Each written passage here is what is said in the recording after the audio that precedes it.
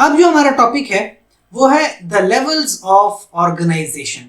ठीक है, ऑर्गेनाइजेशन का मतलब स्ट्रक्चर आप यहाँ पे ले सकते हैं कि इंसान का किस तरह का स्ट्रक्चर है। मैं आपको बताता चलूं, इंसान जो है ना ये बहुत ही कॉम्प्लेक्स ऑर्गेनिज्म है, बहुत ही कॉम्प्लेक्स ऑर्गेनिज्म है। लेकिन अगर आपने एक इंसान को पढ़ना है ना तो आप हमेशा एक छोटे लेवल से शुरू करो और उसके बाद बड़े लेवल पे जाओ। ठीक है, इंसान को अगर आपने या ऑर्गेनिज्म को समझना है तो सबसे छोटा लेवल है एटम। इंसान को हमेशा छोटे से लेवल से स्टार्ट करो, एटम यानी एटॉमिक लेवल, एटॉमिक लेवल। ठीक है, एटम्स मिलके क्या बनते हैं? मॉलिक्यूल्स, यानी एटम के बाद आता है मॉलिक्यूलर लेवल। ठीक है, फिर मॉलिक्यूल्स बन के बना देते हैं ऑर्गेनल।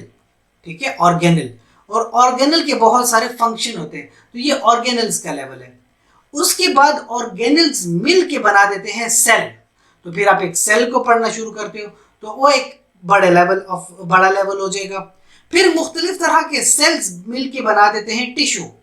ठीक है, तो फिर आप टिश्यू को भी पढ़ सकते हो, जो कि हिस्टोलॉजी, आप टिश्यू लेवल पढ़ते हो। उसके बाद टिश्यू मिल के बन जाता है ऑर्गन। ठीक है, तो आप एक ऑर्गन के लेवल पे इंसान को पढ़ सकते हो। ऑर्गन के बाद बनता है सिस्टम, ऑर्गन सिस्टम। ठीक है, ये 7वां लेवल होता है ऑर्गन सिस्टम, यानी आप इंसान के ऑर्गन्स पढ़ रहे थे, लिवर को पढ़ रहे थे, हार्ट को पढ़ रहे थे, लेकिन ऑर्गन सिस्टम में आ जाएगा सर्कुलेटरी सिस्टम, डाइजेस्टिव सिस्टम, इस तरह पूरा सिस्टम। और फिर ऑर्गन सिस्टम के बाद आखिर में आता है ऑर्गेनिज्म, यानी पूरा का पूरा इंसान। ठीक है, जो सबसे पहले लेवल है ना एटॉमिक लेवल। इंसान के अंदर पता है एटम्स होते हैं, जैसे कार्बन है, हाइड्रोजन है, ऑक्सीजन है। ठीक है, अच्छा ऑक्सीजन वैसे मॉलिक्यूल भी होता है, नाइट्रोजन है, कैल्शियम है, कैल्शियम तो आपने बहुत कॉमन सुना होगा, फास्फोरस है, आपने अक्सर सुना है कि इंसान में कैल्शियम की कमी है, तो कैल्शियम तो असल में एक एटम है। कार्बन क्या है? आपकी बॉडी का हर एक स्ट्रक्चर कार्बन से बना है, हाइड्रोजन से बना है, ऑक्सीजन से बना है। इसके अलावा इंसान के अंदर जो नाइट्रोजन है, प्रोटीन्स है, कैल्शियम है, फास्फोरस है, ये सब कुछ इंसान के अंदर प्रेजेंट है। फिर आते हैं मॉलिक्यूलर लेवल। आप एटॉमिक लेवल देखें, टोटल जो आपके पास दुनिया में एटम्स हैं 92 हैं। 92 में से 16 एटम्स आपको ह्यूमन बीइंग्स में मिल जाते हैं। तो यानी कि आप जब भी इंसानों को एटॉमिक लेवल पे पढ़ोगे, आप किसी का कैल्शियम लेवल फाइंड आउट करते हो तो किसी के जिस्म का कैल्शियम लेवल पढ़ना, दैट इज एटॉमिक लेवल। अच्छा, टोटल 92 में से 16 एटम्स तो सिर्फ इंसान के अंदर पाए जाते हैं। ठीक है, जो बड़े बड़े हैं, जो ज्यादा मिकदार में हैं, oxygen, carbon, hydrogen, nitrogen, calcium, phosphorus, 99% तो जिस्म इसी का बना है। और जो बाकी थोड़े थोड़े हैं, पोटाशियम, सल्फर, क्लोरीन, फिर sodium, magnesium, iron, copper, manganese, zinc, iodine, ये सब 0.1% इंसान के जिस्म का हिस्सा बनाते हैं। तो यानी इंसान के जिस्म में बहुत सारे एटम होते हैं। फिर है मॉलिक्यूल्स या बायोमॉलिक्यूल्स। इंसान के जिस्म के अंदर छोटे छोटे एटम्स मिलके मॉलिक्यूल बनाते हैं। जैसे कि इंसान का कार्बोहाइड्रेट्स इंसान के अंदर होते हैं तो वो मॉलिक्यूल्स हैं, लिपिड्स इंसान के अंदर होते हैं तो मॉलिक्यूल्स हैं, प्रोटीन्स अगर होते हैं तो वो मॉलिक्यूल्स हैं, डीएनए खुद एक मॉलिक्यूल है। तो जब भी आप इंसान के मॉलिक्यूल्स को पढ़ोगे तब आप कहलाएगा वो मॉलिक्यूलर लेवल। अब इसमें माइक्रो मॉलिक्यूल्स यानी छोटे मिकदार में भी मॉलिक्यूल्स हैं, मैक्रो मॉलिक्यूल्स बड़े मिकदार में भी हैं। जो इस तरह आपके पास है कार्बोहाइड्रेट्स में, यानी कि आपके पास sugar, fatty acid, amino acid, ये थोड़ी अमाउंट में है तो ये माइक्रो मॉलिक्यूल्स हैं। जबकि स्टार्च है, प्रोटीन्स है, डीएनए है, वो बड़ी अमाउंट में है, हर एक सेल में मौजूद है, तो मैक्रो मॉलिक्यूल है। तो अब ये देखें atomic level. Atoms are defined as smallest unit of an element, सबसे छोटे यूनिट्स होते हैं। कार्बन, हाइड्रोजन, ऑक्सीजन हमारे जिस्म में है तो एटॉमिक लेवल है।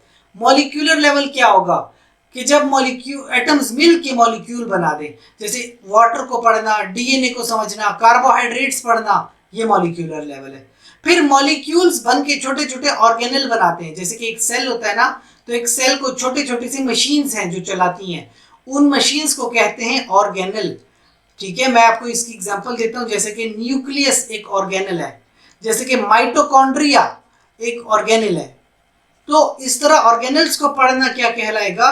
आपके पास ऑर्गेनल का लेवल है। फिर इस तरह से सेलुलर लेवल आता है, सेल्स जो है उसको टोटल एज अ सेल पढ़ना सेलुलर लेवल है, जैसे muscle cell, skin cell, neuron. Cells आपस में मिल जाते हैं और हिस्टोलॉजी यानी टिश्यू बना देते हैं, पूरे टिश्यू को पढ़ना that is called as histology या टिश्यू लेवल। फिर आपके पास ऑर्गन का लेवल आता है, तो टिश्यूज मिलके ऑर्गन बनाते हो, किसी का हार्ट पढ़ते हो, लिवर, स्टमक पढ़ते हो, तो क्या हो जाएगा ऑर्गन लेवल। फिर ऑर्गन्स मिलके ही ऑर्गन सिस्टम बनाते हैं। आप किसी का डाइजेस्टिव सिस्टम पढ़ लेते हो कि माउथ से स्टार्ट हुआ, इसोफेगस में गया, स्टमक में गया, इंटेस्टाइन में गया, तो ये आपके पास ऑर्गन सिस्टम लेवल है। और इंसान के जिस्म में तकरीबन 10 या 11 ऑर्गन सिस्टम्स हैं, उन तमाम को इकट्ठे कर लो तो एक ह्यूमन बीइंग बन जाता है, तो वो ऑर्गेनिज्म का एक लेवल है। ठीक है, अब थोड़ी डिटेल बताई गई द सेलुलर ऑर्गेनाइजेशन कि जो ऑर्गेनाइजेशन है, the organization of organism on the basis of sales.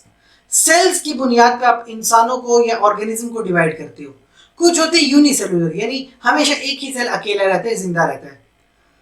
कुछ होती है कॉलोनियल यानी एक तरह के सेल्स मिलकर एक कॉलोनी बनाते हैं। और कुछ होते हैं मल्टी सेलुलर ऑर्गेनिज्म यानी बड़े बड़े ऑर्गेनिज्म, जैसे हम हैं, जैसे बैक्टीरिया है, सॉरी बैक्टीरिया नहीं, जैसे कि जानवर है, बैक्टीरिया तो यूनिसेलुलर है, ये तमाम मल्टी सेलुलर है।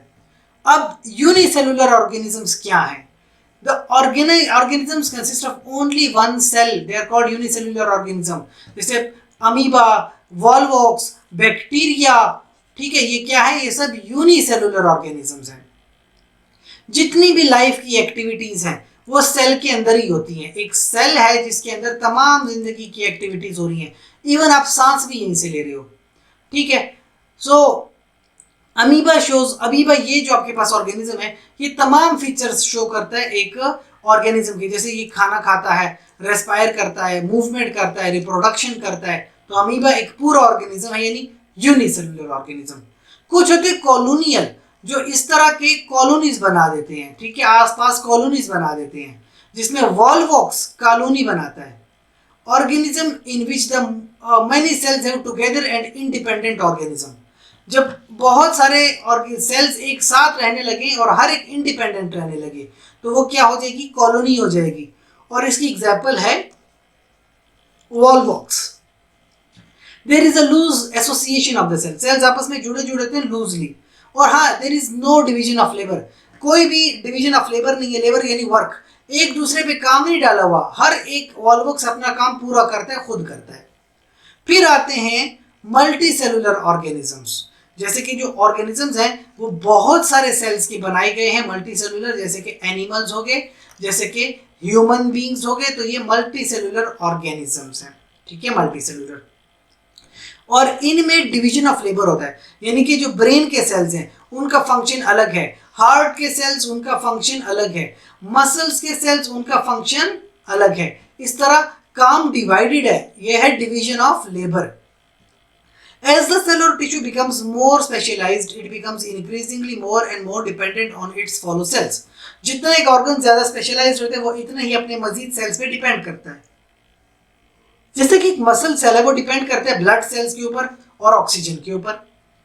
इसी तरह मस्टर्ड प्लांट है। अब आप ये प्लांट देखिए, इस प्लांट के दो हिस्से हैं। पहले तो इसको कहते हैं ब्रासिका कंपेस्ट्रिस, लैटिन वर्ड है, और ये आपके पास क्या है, साइंटिफिक मेथड से लिखा गया ब्रासिका कंपेस्ट्रिस। और ये मस्टर्ड प्लांट को कहते हैं, सरसों का जो पौधा होता है, जिसके दो हिस्से होते हैं। एक होते हैं वेजिटेटिव पार्ट, जहां से आपके पास वेजिटेबल यानी जो वेजिटेटिव पार्ट होते हैं, प्लांट जो खिलता है, जिसमें रूट है, स्टेम है, ब्रांचेस हैं, लीव्स हैं।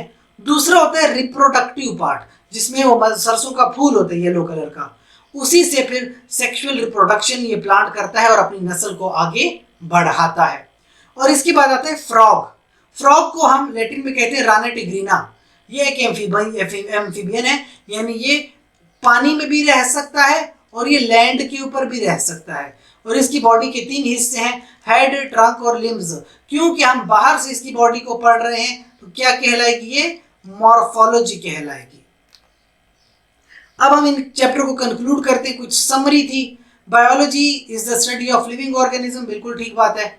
बायोलॉजी की काफी सारे डिविजन्स और ब्रांचेस हैं, बायोफिजिक्स, बायोकेमिस्ट्री, बायोस्टैटिस्टिक्स है, जियोग्राफी में है, साइकोलॉजी में, इकोनॉमिक्स में आपके पास बायोलॉजी है। Medicine, surgery, fisheries, agriculture, animal husbandry, biotechnology horticulture और forestry, they are dependent directly on the study of biology. सारे फील्ड्स बायोलॉजी से निकली हैं। अच्छा, कुरान मजीद भी हमें काफ़ी कुछ सिखाता है ज़िंदगी के बारे में, बायोलॉजी के बारे में। मुगल साइंटिस्ट की काफ़ी कंट्रीब्यूशंस रही, जैसे जाबर बिन हयान है, अब्दुल मलिक अस्माई है, अबू अली सीना है। इसके अलावा जो ऑर्गेनिजम्स हैं, उस ऑर्गेनाइजेशन की बात करें तो स्मॉल सिंपल इनऑर्गेनिक कंपाउंड से ये बने हैं और उससे फिर लार्ज कॉम्प्लेक्स ऑर्गेनिज्म बन गए। 4 एलिमेंट्स होते हैं आपके पास basically, carbon, hydrogen, oxygen, nitrogen, जो 96% इंसान के जिस्म के अंदर प्रेजेंट है। माइनॉरिटी में the 16 natural elements that are essential for life are called bio elements. जो इंसान की जिंदगी के लिए जरूरी 16 एलिमेंट्स हैं, वो आपके पास क्या है, बेसिकली लाइफ है। ठीक है। अच्छा, these are called essential to life. Molecules that are found only in living organisms, they are called biomolecules. Level of organization of comprises of cell, tissue, organ system and organism. ठीक है। The cellular organization of organism unicellular, multicellular और colonial। यानी अगर आज की दुनिया में, आज की तारीख में हम देखें तो जो ऑर्गेनिजम्स हैं, कुछ बिल्कुल सादा अकेले रहेंगे, यूनिसेल्युलर कहलाएंगे, कुछ कॉलोनी बनाएंगे और कुछ मल्टी सेल्युलर ऑर्गेनिजम्स होंगे। तो यहाँ तक आपकी बायोलॉजी का चैप्टर नंबर 1 कंप्लीट हो गया है। नेक्स्ट से हम बात करेंगे चैप्टर नंबर 2 की।